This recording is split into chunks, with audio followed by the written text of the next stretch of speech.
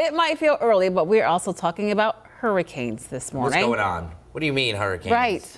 Well, the reason why we're doing this is because of Colorado State University. It's usually they're the front runners as far as our hurricane season predictions go. Okay, and that's exactly what we're seeing here. But I want to start off with this. This is very unique. This is a new product that they're doing, that they're showing the percent chances along the shoreline of there being at least one hurricane. And notice we have a 46% chance. You're like, oh, that's not that much. In the weather world, anything really over 25%, especially for the long range, is pretty significant. So the reason why they're saying this is it looks like it could be a more active, what's called a Bermuda high. That is going to allow for more steering currents that would drive storms up into the Carolinas. So fingers crossed we don't have to deal with any of that. Here is a look at our hurricane season numbers and their prediction for the upcoming season. So CSU calling for 17 named storms, 9 hurricanes, and 4 major hurricanes. Now, a major hurricane is deemed as anything that is going to be Cat 3 or greater.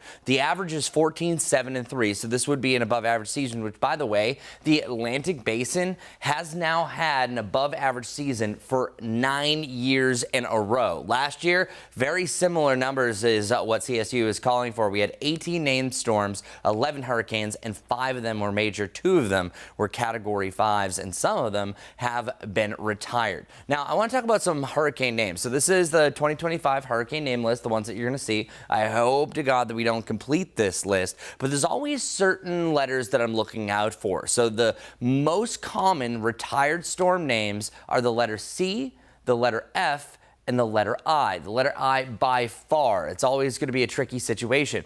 Actually, what's really interesting, last year, we would have had a completely different name for Helene if there was one storm system that just checked one more box, and we would have actually been onto the letter I. So Imelda is the one that I'm keeping a close eye on. But here locally, I'm not really seeing any big significant changes, so good news there.